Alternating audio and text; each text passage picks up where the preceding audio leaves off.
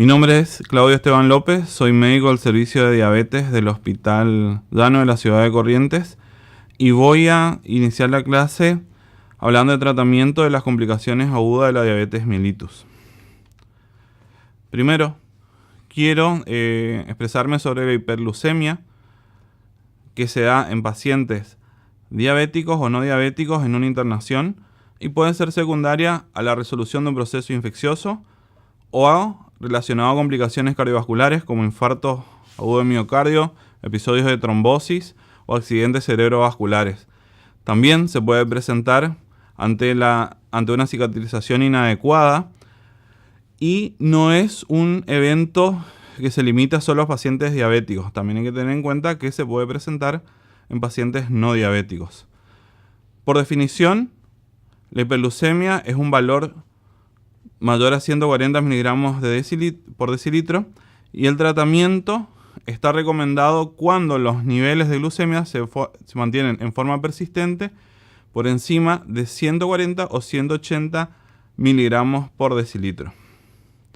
En diferentes trabajos se vio que la hiperglucemia en pacientes diabéticos en una admisión hospitalaria es muy variable, va del 12,4 al 25%, y depende de la edad del paciente, la duración de la enfermedad y la presencia de complicaciones.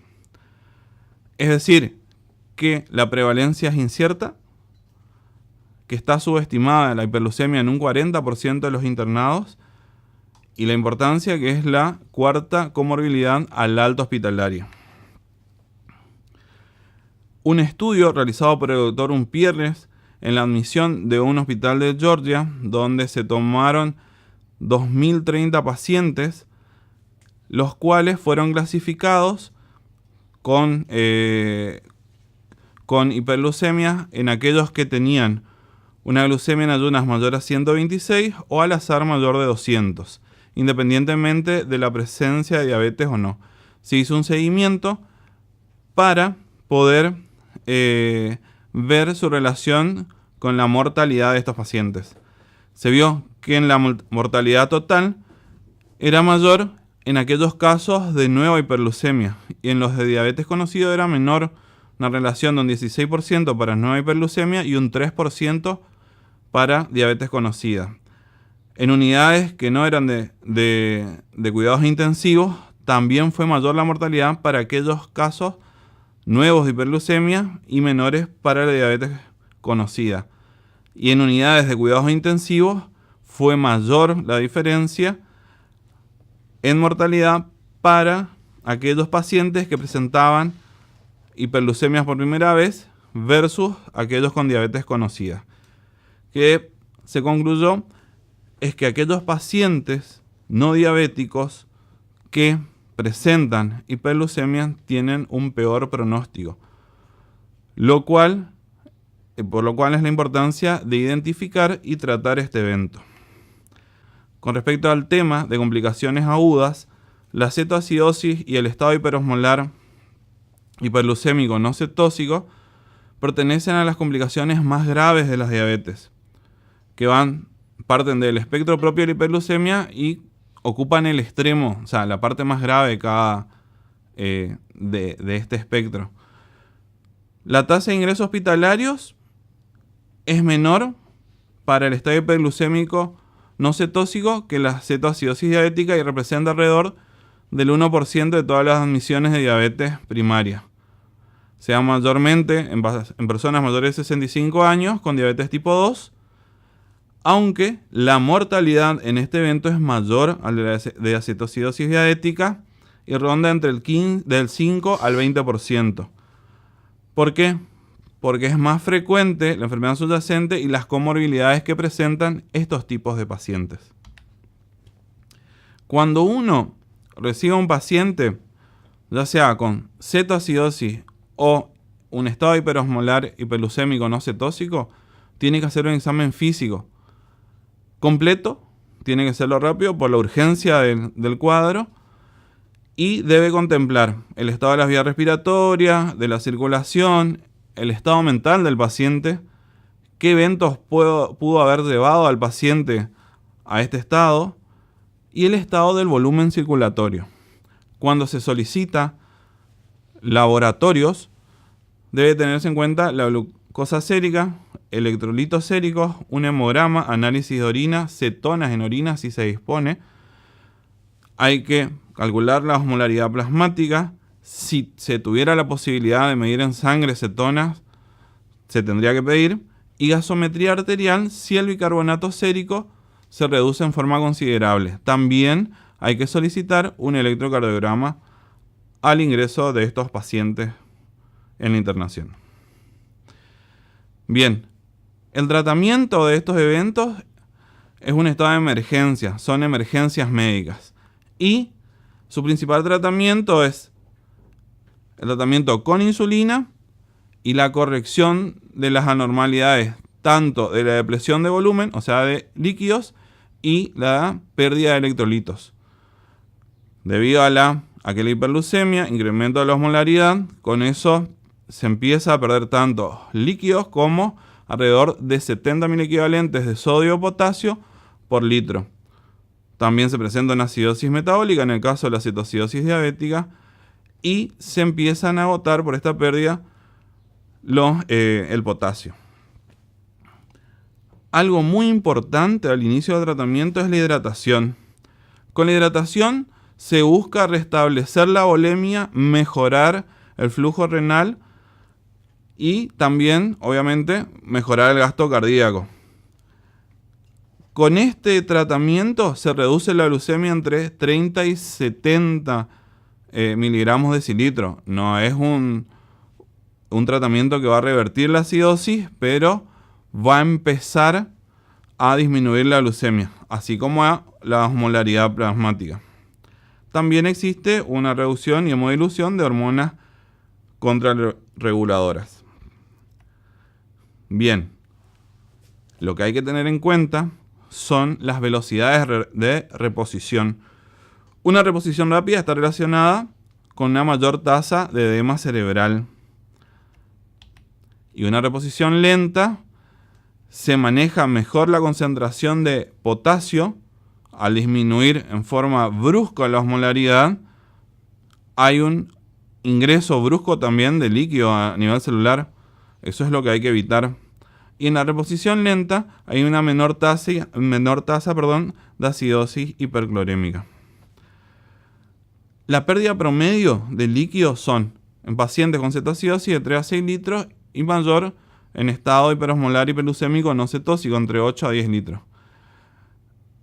Los líquidos generalmente son entre 10 y 15 mililitros kilo hora, que es alrededor de 1 litro de reemplazo por hora, de una solución salina isotónica de cloruro de sodio al 0,9%.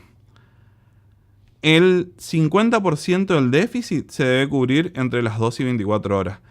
Lo que se recomienda es que durante las primeras 4 horas se puede entregar hasta un volumen de 1 litro por hora, nunca superando los 50 mililitros por kilo hora. Bien, al realizar este aporte se corrige la pérdida de volumen de líquidos extracelular y con eso se logra disminuir la osmolaridad plasmática.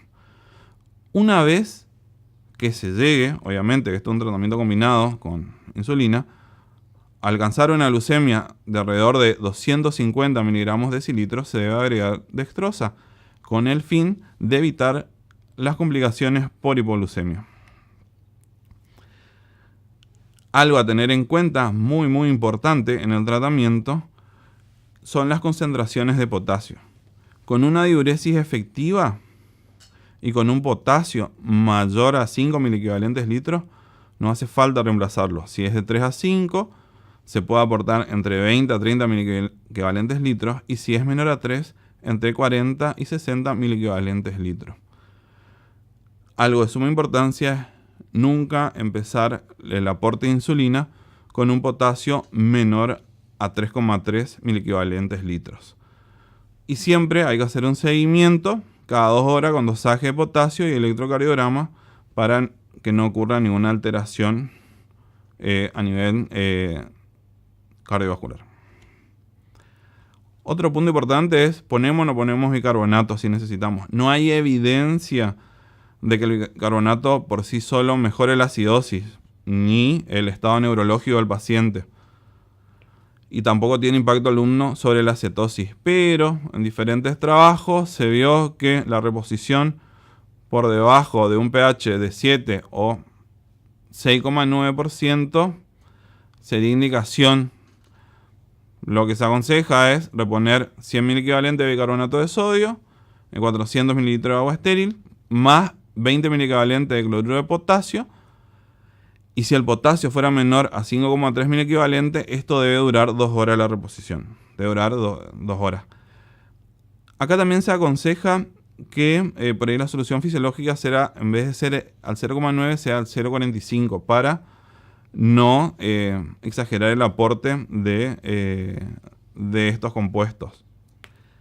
En este caso, que el pH sea menor a 6,9, se debe controlar cada 2 horas el bicarbonato y se debe repetir el aporte hasta lograr un pH que supere 7. Las indicaciones actuales para este procedimiento es la acidosis metabólica y shock o la hipercalemia severa con alteraciones electrocardiográficas severas. La insulina. La insulina como tratamiento es muy importante debido a que por incremento del óxido nítrico va a comenzar una acción vasodilatadora. También tiene acción antiinflamatoria por el descenso de radicales libres, factor de necrosis tumoral alfa, hay interleuquina que disminuye. Hay una acción protectora de la isquemia, tanto cerebro, riñón, pulmón, debido a que va a actuar a una disminución de la agregación plaquetaria, o sea, episodios de trombosis. También a nivel endotelial va a disminuir la adhesión que existe, va a regular la angiogénesis, va a haber una inhibición de la lipólisis de ácidos grasos y el perfil fibrinolítico, que está alterado por aumento del tromboxano, que es una de las causas, cuando se presentan estos eventos. La insulina terapia es fiable. Lo bueno es que tiene dosis ajustables según los requerimientos y que el paciente puede o no continuar con terapia insulínica. O sea, puede ser que continúe si es un diabético con sus hipoglucemiantes orales o no. Pero el hecho de hacer el tratamiento con insulina ante estos casos no significa que continúe con la misma. Bien, las indicaciones de infusión de insulina endovenosa en pacientes adultos hiperglucémicos con o sin diabetes tiene nivel de evidencia A en la cetoacidosis diabética, el estado hiperglucémico hiperosmolar, si el paciente requiere ventilación mecánica, con infarto o de miocardio, un shock cardiogénico. Tiene otras indicaciones con otro nivel de evidencia, pero estas son de evidencia A. O sea que en estas cuestiones lo ideal es utilizar la infusión endovenosa continua de insulina. Es el único método que está probado o desarrollado, mejor dicho, para ser usado en la internación. Las insulinas que se utilizan son las cristalinas, las de acción rápida como la lispro, aspartica o glulicina. Se puede o no usar un bolo inicial. Antes tenía el concepto de que se daba el bolo inicial para activar los receptores y después ir administrando la tasa de infusión según los valores de glucemia. Hoy en día se puede empezar sin bolo. ¿Y cuándo estaría indicado en un paciente crítico este tratamiento? Y bueno, según las recomendaciones de la Sociedad Americana de Diabetes, se iniciaría la terapia con insulina endovenosa cuando se obtienen 2 valores de glucosa en menos de 1 hora mayor a 180. Lo ideal es mantener en estos pacientes glucemias entre 140 y 180 miligramos de decilitros. Los niveles de glucosa entre 110 y 140 están indicados en algunos pacientes o se pueden tolerar en algunos pacientes como pacientes quirúrgicos con algún síndrome coronario agudo o aquellos que reciben nutrición parenteral.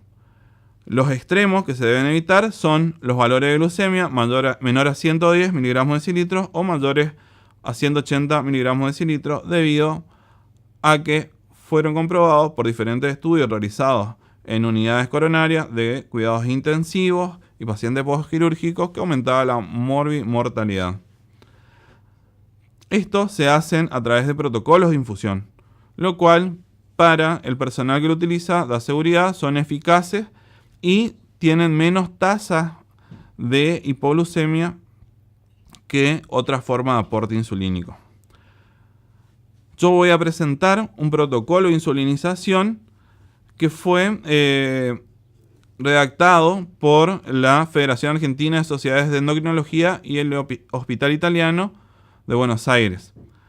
Y utiliza lo que es la relación 1 a 1. 100 mililitros de solución fisiológica, se le van a colocar 100 unidades de insulina regular. La infusión empieza con 1 a 2 unidades por hora, la relación 1 mililitro, 1 unidad, y se va controlando en forma horaria.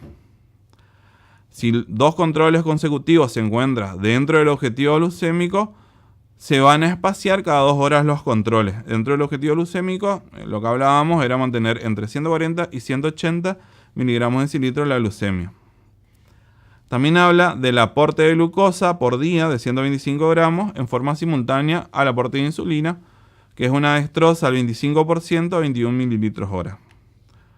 Cabe aclarar que en estos protocolos se utilizan bomba de insulina, o sea, bomba de infusión.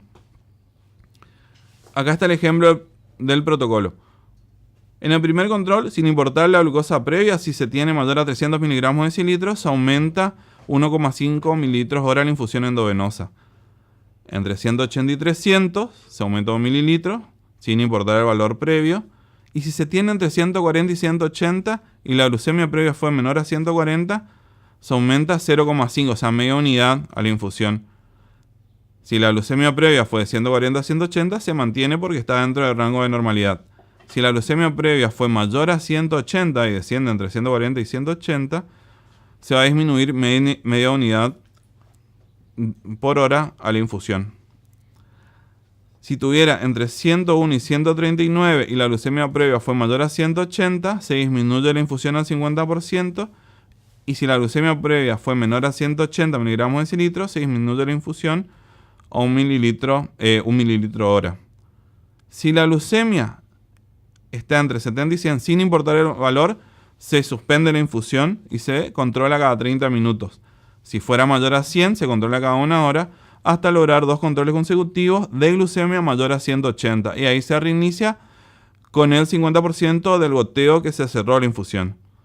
Si tiene menos de 70 miligramos de decilitro, no importa el valor. Hay que suspender la infusión, administrar 3 glucosados hipertónicos, o sea, son 60 mililitros, 25%, y se controla cada 15 minutos. Si se logra glucemia mayor a 100, se espacia el control cada hora, y si presenta 2 controles consecutivos mayor a 180, se reinicia el goteo al 50% del goteo con que se cerró la insulina. Y si nosotros tenemos controles que dan glucemias mayores a 400 miligramos de decilitro en más de 2 horas, hay que verificar todo el sistema de infusión o cambiarlo, porque puede haber una falla. Acá voy a presentar otro protocolo que es para que lo conozcan, que está dado pero en uno de los artículos que realizó el doctor Umpierres. Tiene mucha importancia la hipoglucemia en estos protocolos, que es lo que hay que evitar. Esto es con la utilización de bombas. También se puede usar los protocolos de infusión, pero sin bombas. No es lo aconsejable, pero por ahí en nuestro medio no todos los servicios tienen esos materiales. En ese caso, yo voy a presentar otro protocolo donde la dilución son 50 unidades de insulina regular en 500 mililitros de solución fisiológica. Si se utiliza microgotero, 10 microgotas por minuto representan una unidad y 5 microgotas por minuto representan media unidad. Y como siempre, el aporte de dextrosa es 5 a 10 gramos en la hora. Este es otro protocolo de infusión y estos protocolos se basan en algoritmos. Se van proponiéndose objetivos y depende de esos objetivos van saltando o el algoritmo o volviendo a otro.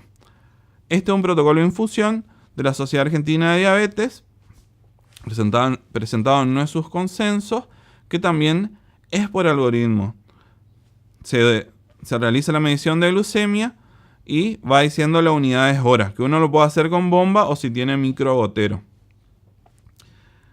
Acá hay un ejemplo, por ejemplo, para comenzar con el algoritmo 2, son pacientes que no se controlan con el 1, o por ejemplo los que tienen bypass coronario, trasplante, tratamiento con corticoides, o si tenían requerimientos previos de más de 80 unidades de insulina. Y uno va cambiando de algoritmo dependiendo del objetivo glucémico. Por ejemplo, si no se modifica al menos 60 miligramos de decilitro en una hora, se puede pasar al siguiente algoritmo. O se disminuye o se cierra el goteo si la glucemia desciende por debajo de 110 miligramos de decilitro. Las alternativas a la insulina endovenosa. Si uno no cuenta o no está seguro, no tiene personal entrenado, se puede utilizar insulina subcutánea. En un trabajo que se hicieron en pacientes en admisión con cetoacidosis diabética, se comparó el aporte subcutáneo de insulina lispro versus insulina intravenosa, y las dos se administraban de la siguiente forma. Un bolo inicial de insulina lispro subcutáneo de 0,3 unidades kilo, después se controlaba cada hora y se iba aportando 0,1 unidades kilo por hora hasta alcanzar una glucosa menor a 250 miligramos de decilitro. Se reducía la dosis a la mitad y se administró cada 1 o 2 horas hasta que se resolvió. La insulina intravenosa se administró un bolo inicial de 0,1 unidades kilo y se siguió una infusión 0 unidades kilo hora hasta lograr un objetivo glucémico menor a 250, donde se redujo la dosis a la mitad hasta la resolución de la cetoacidosis. En los dos esquemas tuvieron el mismo tiempo de resolución, de 7 a 11 horas. En eso no hubo diferencias. También fueron iguales eficaces en aquellos pacientes que no estuvieron. Las insulinas rápidas subcutáneas eran eficaces y eran menos costosas que la insulina endovenosa, pero en aquellos pacientes con cetoacidosis sin complicaciones, por lo que se pueden utilizar, pero en cetoacidosis leve y en una sala con personal entrenado y con un glucómetro confiable.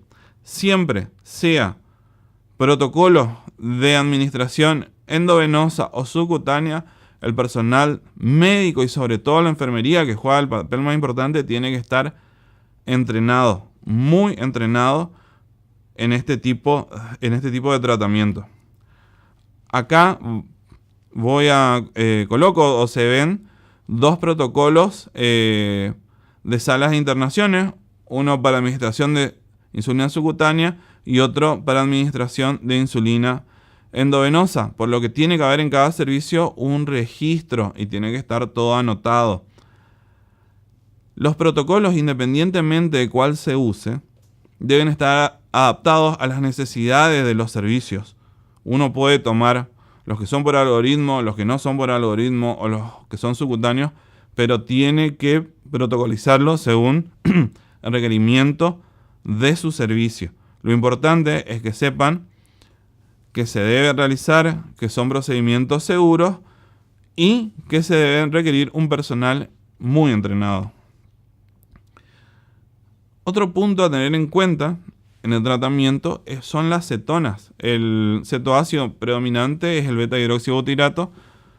Las tiras reactivas ni la tableta acetona no lo detectan. Y para detectarlo en orina, o sea, se puede no detectar en orina y tener niveles elevados.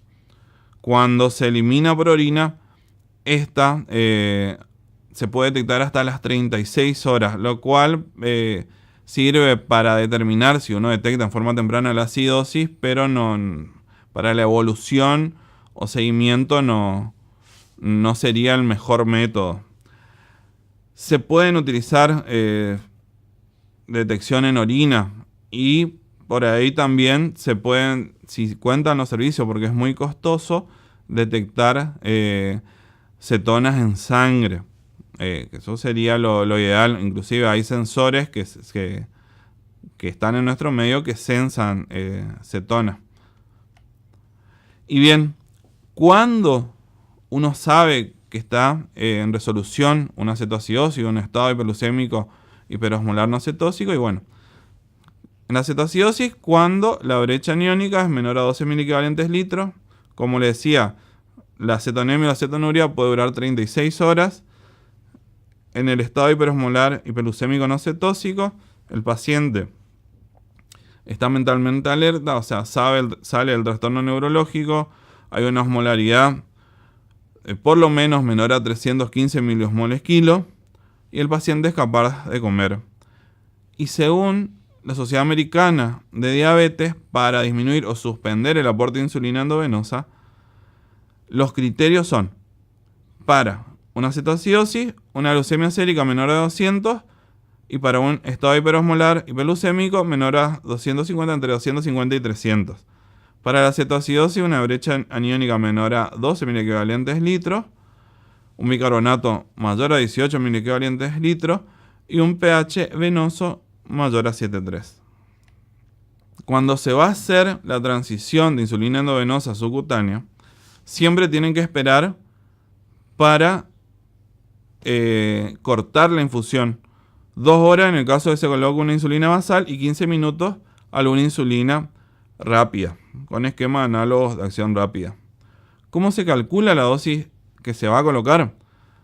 Se toma el 80% de la dosis total de infusión y de ese 80% se distribuye. El 50% va para la insulina basal, sea NPH, sea análogo a acción prolongada, y el 50% restante se da como aporte preprandial, que son los análogos rápidos o la insulina regular. También para el algoritmo del alta se puede tener en cuenta la glicosilada. Si tuviera una glicosilada menor a 7, puede retomar el régimen que tenía previo a la internación, hipoglucemiantes orales o insulina. Entre 7 y 9% de glicosilada, va a retomar los hipoglucemiantes orales, pero con el 50% de la dosis hospitalaria de requerimiento de insulina. Y si es mayor a 9, va a requerir el 80% de la dosis hospitalaria. Muy bien, le agradezco. Cualquier duda o pregunta, pueden solicitar mi mail a través de la página. Si necesitan bibliografía o mayor explicación de los protocolos, pero el concepto es que se utilicen los protocolos en estas situaciones, son muy seguros, pero sobre todo el personal que lo va a realizar tiene que tener muy en claro y un buen entrenamiento en estas situaciones. Muchas gracias, hasta pronto.